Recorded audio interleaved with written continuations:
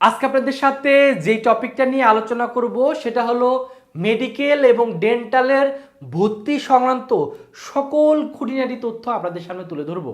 যেহেতু আপনাদের ভিতরে অনেকেরই স্বপ্ন হলো মেডিকেলে ভর্তি পরীক্ষা দিয়ে মেডিকেলে চান্স পাওয়া, ভবিষ্যতে ভালো ডাক্তার হওয়া, তাদের জন্য এই ভিডিওটা অনেক অনেক হেল্পফুল হবে। কারণ আজকের এই ভিডিওতে আপনি মেডিকেল ভর্তি পরীক্ষা দিতে গেলে আপনার কি কি যোগ্যতা লাগবে বা কত জিপিএ লাগবে বা মেডিকেল ভর্তি পরীক্ষায় কোথা থেকে কত মার্কের প্রশ্ন আসে এ সংক্রান্ত সকল কিছু একটা ভিডিওতেই আপনাদের সামনে তুলে ধরবো। তো আশা করি ভিডিওটা আপনাদের কাছে অনেক অনেক হেল্পফুল হবে। প্রথমে যদি আলোচনা করি বাংলাদেশে সরকারি মেডিকেল বা ডেন্টাল কলেজ টোটাল কতগুলো আছে। তো টোটাল সরকারি মেডিকেল কলেজের ভিতরে টোটাল সরকারি মেডিকেল কলেজ আছে 37টি আর ডেন্টাল কলেজ আছে হলো 9টি।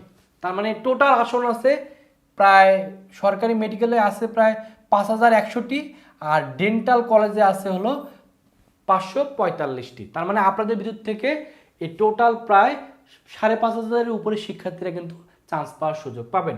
তো এটার আবেদন যোগ্যতার ক্ষেত্রে এসএসসি লাগবে হলো 2023 এবং 24 আর এইচএসসি 2025 অথবা 26-এর ব্যাচের শিক্ষার্থী হলে আপনি কিন্তু পরীক্ষা দিতে পারবেন। তার মানে এখানে সেকেন্ড টাইম আর শিক্ষার্থীরা পরীক্ষা দিতে পারবেন। আর এসএসসি লাগে 4 পয়েন্ট, এইচএসসিতে 4 পয়েন্ট ন্যূনতম লাগে আর বায়োলজিতে আলাদাভাবে জিপিএ 3.50 লাগে আর টোটাল 8.50 হলে কিন্তু পরীক্ষা দেওয়া যায়। যদিও এই যে জিপিএ যোগ্যতা এটা হলো গত বছরের জিপিএ যোগ্যতা, এবছর যদি জিপিএ যোগ্যতার কোনো ধরনের পরিবর্তন আসে অবশ্যই যখন সার্কুলার আসবে আপনাদের ভিডিওর মাধ্যমে কিন্তু জানাই দিব। তবে উপজাতি যারা শিক্ষার্থী আছেন তাদের টোটাল জিপিএ 8 পয়েন্ট হলে কিন্তু পরীক্ষা দেওয়া যায়।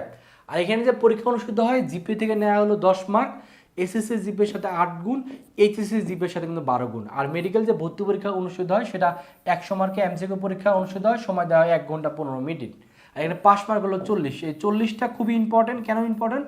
কারণ অনেকের চিন্তা ভাবনা থাকে যে আমরা সরকারি মেডিকেলে চান্স না হলে আমি প্রাইভেট মেডিকেলে পড়বো। তো প্রাইভেট মেডিকেলে পড়তে গেলে অবশ্যই আপনাকে আগে এই পরীক্ষায় বসতে হবে এবং সেখানে পাস মার্ক 40 পেতে হবে। আপনি যদি পাস করতে না পারেন তাহলে বেসরকারি বা প্রাইভেট কোনো মেডিকেলে আপনি পড়তে পারবেন না। এই জন্য কিন্তু এটা কিন্তু খুবই খুবই ইম্পর্টেন্ট। আর ভর্তি পরীক্ষায় নেগেটিভ মার্কিং আছে 0.25 করে কেটে নেওয়া হয়।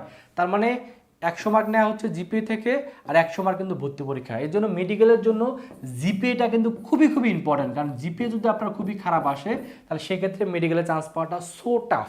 সাধারণত বলা হয়ে থাকে যাদের জিপিএ এইচএসসি জিপিএ অন্তত 4.50-এর উপরে থাকবে তাদের জন্য মেডিকেলের প্রিপারেশন নেওয়াটা উচিত। আর 4.50-এর নিচে আসলে আপনার মেডিকেলের প্রিপারেশন বাদ দিয়ে আপনার ভার্সিটি প্রিপারেশন নেওয়াটা সবচেয়ে বুদ্ধিমানের কাজ হবে। আর এখানে মানবন্টনটা কি? মানবন্টন হলো বায়োলজি থেকে 30, কেমিস্ট্রি থেকে 25, ফিজিক্স থেকে 15, ইংলিশ থেকে আসবে 15 আর জিকের ক্ষেত্রে বাংলাদেশ এবং আন্তর্জাতিক বিষয়াবলী এবং মানবিক গুণাবলী থেকে 15 মার্কের প্রশ্ন আসবে। আর এখানে সেকেন্ড টাইম পরীক্ষা দেওয়া যায়। যারা সেকেন্ড টাইম পরীক্ষা দেবেন তাদের ক্ষেত্রে 3 মার্ক করে কেটে নেওয়া হবে। আর এর আগে যদি কোথাও আপনি ভর্তি থাকেন সরকারি কোনো মেডিকেলে অথবা ডেন্টাল কলেজে সেক্ষেত্রে আপনার কিন্তু 5 মার্ক কেটে নেওয়া হবে। তো এখন আলোচনা করবো আপনি যখন চান্স পাবেন, চান্স পাওয়ার পরে আপনি কোথায় কোথায় ভর্তি হতে পারবেন। টোটাল 37টা আমাদের মেডিকেল কলেজ আছে। এই মেডিকেল কলেজগুলো কিন্তু নাম এখানে উল্লেখ করে দেওয়া আছে। যেমন ঢাকা মেডিকেল কলেজে আপনি ভর্তি হওয়ার সুযোগ পাবেন যদি আপনার মার্ক ভালো থাকে, sir Salimullah medical college, Shaheed Suhrawardy medical college, এগুলো কিন্তু সাধারণত ঢাকায় অবস্থিত। যেহেতু ঢাকায় অবস্থিত এখানে অনেকেরই পড়ার ইচ্ছা থাকে। তো আপনার যদি স্বপ্ন থাকে এগুলোতে পড়ার অবশ্যই আপনাকে পরীক্ষা ভালো দিতে হবে। এভাবে টোটাল 37টা যে কলেজ আছে মেডিকেল কলেজ সবগুলোর নাম এখানে উল্লেখ করে দিচ্ছি। পাশাপাশি ডেন্টালে চান্স পেলে আপনি কোথায় পড়তে পারবেন তার 9টা কলেজের নামও কিন্তু দিয়ে দিচ্ছি। এবং আপনাদের মনে অনেকের মনে একটা প্রশ্ন যে এবছর মেডিকেলের পরীক্ষাটা কবে হতে পারে। এটার সাধারণত সম্ভাবনা ডিসেম্বরে হওয়ার সম্ভাবনা সবচেয়ে বেশি, যদিও এক্স্যাক্ট তারিখ প্রকাশিত হয়নি। যখনই তারিখ প্রকাশিত হবে ভিডিওর মাধ্যমে আপনাদের সবার আগে জানাই দেবো। এই জন্য যারা আমাদের ভিডিওগুলো দেখতেছেন আমাদের চ্যানেলটা সাবস্ক্রাইব করেননি অবশ্যই আমাদের চ্যানেলটা সাবস্ক্রাইব করে দিবেন। তাহলে যখন আমরা নতুন ভিডিও দিব সবার আগে কিন্তু আপনার কাছে ভিডিও পাবেন। এবং আমরা কিন্তু প্রতিবারই এই অ্যাডমিশন সিজনের সকল আপডেট তথ্য কিন্তু সবার আগে কিন্তু আমরা ভিডিওর মাধ্যমে দিই। এই জন্য যারা আমাদের চ্যানেলগুলো সাবস্ক্রাইব করেন অবশ্যই সাবস্ক্রাইব করবেন, আমাদের ফেসবুক পেজটা ফলো দিয়ে রাখবেন। কারণ অসংখ্য শিক্ষার্থী আমাদের ভিডিও দেখেন আর আমাদের চ্যানেলটা সাবস্ক্রাইব করে রাখেন না। অবশ্যই সাবস্ক্রাইব করে রাখবেন, তাহলে অবশ্যই সবার আগে কিন্তু আপনার কাছে নোটিফিকেশন চলে যাবে।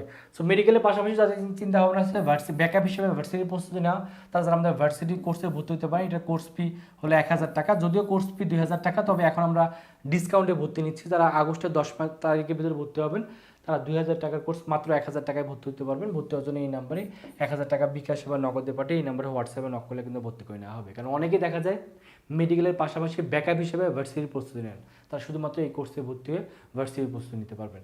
অনেকের জিকে নিয়ে অনেক টেনশনের ভিতরে থাকেন বা মানবিক গুণাবলী নিয়ে টেনশনের ভিতরে থাকেন, তারা চাইলে আমাদের এই জিকে কোর্সে ভর্তি হতে পারে। এটা কোর্স পে 1000 টাকা, এখানে ভর্তি হলে আপনার জিকের জন্য শতভাগ প্রস্তুতি হয়ে যাবে।